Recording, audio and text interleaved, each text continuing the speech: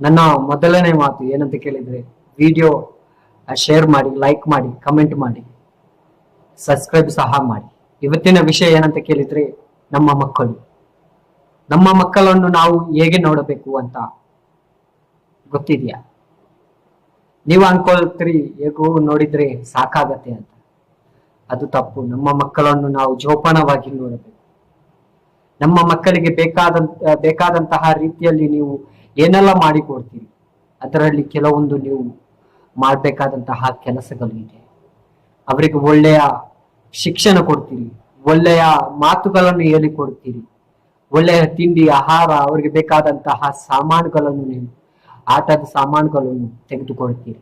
ಆದ್ರೆ ನಮ್ಮ ಮಕ್ಕಳಿಗೆ ನಾವು ಮೊದಲು ಕಲಿಸಬೇಕಾದಂತಹ ಪಾಠ ಏನು ಗೊತ್ತಾ? ಮತ್ತೊಬ್ಬರಿಗೆ ಸಹಾಯ ಮಾಡುವಂತಹ ಪಾಠ ಹೇಳಿಕೊಡ್ಬೇಕು.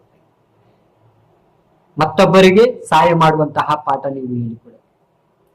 ಹೇಗೆ ಅಂತ ಕೇಳಿದ್ರೆ, ನೀವು ಅವರ ಜೊತೆ ನೀವು ಹೋಗುವಾಗ ಅಥವಾ ದೇವಸ್ಥಾನಗಳಲ್ಲಿ, ಮಸೀದಿಗಳಲ್ಲಿ, ಚರ್ಚ್ಗಳ ಸೈಡಲ್ಲಿ ಇರ್ತಾರಲ್ವಾ ಭಿಕ್ಷುಕರು, ಅವರ ಮುಂದೆ ಅವರಿಗೊಂದು 10 ರೂಪಾಯಿ, ತಮ್ಮ ಮಕ್ಕಳಿಗೆ 10 ರೂಪಾಯಿ ಕೊಟ್ಟು ಅವರಿಗೆ ಹೇಳ್ಬೇಕು, ಆ ಅಮ್ಮನಿಗೆ ಕೊಡು, ಇಲ್ಲ ಆ ತಂದೆಗೆ ಕೊಡು, ಆ ತಾಯಂದಿರಿಗೆ ಕೊಡು. ಅವರಿಗೆ ಗೊತ್ತಾಗತ್ತೆ.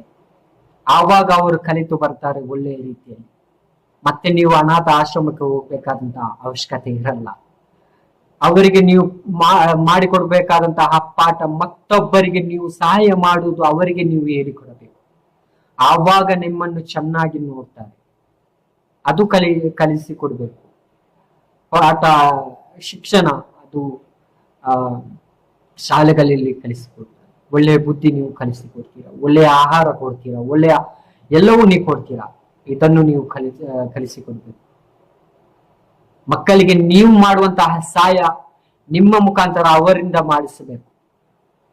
ನಾಳೆ ನಿಮಗೆ ಉಪಯೋಗವಿದೆ. ಗೊತ್ತಾಯ್ತಲ್ಲ? ನಮ್ಮ ದೇಶದಲ್ಲಿ ಎಷ್ಟೋ ಬಡ ಜನರಿದ್ದಾರೆ, ಎಷ್ಟೋ ಮಂದಿಗಳಿದ್ದಾರೆ. ಆ ಬಡ ಜನರ ತಂದೆ ತಾಯಿಯಂದಿರು ಯಾರು ಸಹ ಅನಾಥ ಆಶ್ರಮಕ್ಕೆ ಹೋಗ್ತಾ ಇಲ್ಲ. ಯಾಕೆಂತ ಕೇಳಿದ್ರೆ, ಒಂದು ಸಹ ವಿಡಿಯೋ ಹಾಕಿದೆ ನಾನು, ಮೊದಲೊಂದು ವಿಡಿಯೋ ಹಾಕಿದೆ. ಪುನಃ ಸಹ ಹಾಕ್ಲಿಕ್ಕೆ ಕಾರಣ, ಅಷ್ಟು ನೋವಿದೆ ನನಗೆ, ಅಷ್ಟು ದುರಂತವಾಗಿದೆ ನಮ್ಮ ದೇಶದ ಗತಿ, ನಮ್ಮ ತಾಯಿ ತಂದೆಯಂದಿರ ಗತಿ. ನಾಳೆ ನಾವು ತಂದೆಯಂದಿರು ತಾಯಿಯಂದಿರು ಆಗ್ಬಹುದು, ಆದ್ರೆ ನಮಗೆ ಸಹ ಇಂಥ ಪರಿಸ್ಥಿತಿ ಬರಬಾರ್ದು. ಅದಕ್ಕೋಸ್ಕರ ನಮ್ಮ ಮಕ್ಕಳನ್ನು ನಾವು ಹೇಗೆ ನೋಡ್ಬೇಕು, ಅವರೊಂದಿಗೆ ಅವನು ಸರಿ ಇಲ್ಲ ಅಂತ ನೀವು ತೋರಿಸಿಕೊಡಬಾರ್ದು. ಮಕ್ಕಳ ಜೊತೆ ಅವ್ರ ಹತ್ರ ಆಟ ಆಡ್ಬಾರ್ದು, ಅವ್ರು ಸರಿ ಇಲ್ಲ ಅಂತ ಹೇಳ್ಕೊಡ್ಬಾರ್ದು. ಗೊತ್ತಾಯ್ತಲ್ಲ? ಅವರಿಂದ ನೀವು ಅವ್ರು ಕೆಟ್ಟವರಾದ್ರೆ ಅವರನ್ನು ಸ್ವಲ್ಪ ಹಿಂದೆ ಕರಿತಾ ಇದ್ವಿ. ಅಲ್ಲಿಗೆ ಹೋಗ್ಬೇಡಿ, ಅವನು ಸರಿ ಇಲ್ಲ ಅಂತ ಯಾವತ್ತೂ ಸಹ ಹೇಳ್ಬೇಡಿ. ಅವಾಗ ಅವರಿಗೆ ಗೊತ್ತಾಗುತ್ತೆ, ಅವನು ಸರಿ ತಾನೆ, ನನ್ನ ತಾಯಿ ತಂದೆ ಸರಿ ಇಲ್ಲ ಅಂತ. ಇದು ಇವತ್ತಿನ ಸ್ಥಿತಿ. ನೀವು ಮಾಡ್ಬೇಕಾದಂತಹ ಒಂದೇ ಒಂದು ಏನಂತ ಕೇಳಿದ್ರೆ, ನೀವು ಮಾಡ್ತಿರುವಂತಹ ಸಹಾಯ ಇದೆಯಲ್ಲ, ಅದು ಮಕ್ಕಳ ಜೊತೆ ಮಕ್ಕಳಿಗೆ ಕೈಯಲ್ಲಿ ಕೊಟ್ಟು ನೀವು ಮಾಡಿಸ್ಬೇಕು. ಇಲ್ಲಾಂದ್ರೆ ನೀವು ಅವರ ಹತ್ರ ಹೇಳಿಕೊಡ್ಬೇಕು, ಅವನಿಗೆ ಅದು ಕೊಡುದು, ಹಾಗೆ ಮಾಡಿ. ಹಾಗೆ ನೀವು ಮಾಡಿದ್ರೆ ನಿಮಗೆ ಒಳ್ಳೇದಾಗತ್ತೆ. ಇಷ್ಟೇ ಇವತ್ತು ಸಣ್ಣ ವಿಡಿಯೋ. ನನ್ನ ವಿಡಿಯೋನ ಲೈಕ್ ಮಾಡಿ, ಶೇರ್ ಮಾಡಿ, ಕಮೆಂಟ್ ಮಾಡಿ, ಸಬ್ಸ್ಕ್ರೈಬ್ ಮಾಡಿ. ಜೈ ಹಿಂದ್, ಜೈ ಕರ್ನಾಟಕ. ನಮಸ್ಕಾರ.